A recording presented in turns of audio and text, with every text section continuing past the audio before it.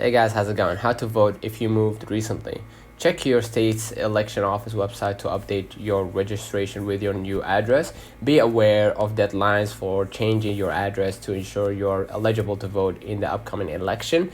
Your polling location may have changed. Verify this on your state or the local election office's website. If you can't vote in person on election day, consider requesting an absentee ballot for your new address, and depending on your state, bring the necessary ID that shows your new address when you vote. Following these steps helps ensure your vote counts at your new location. So let's run out the comments of this video. Hope you don't forget to like and subscribe.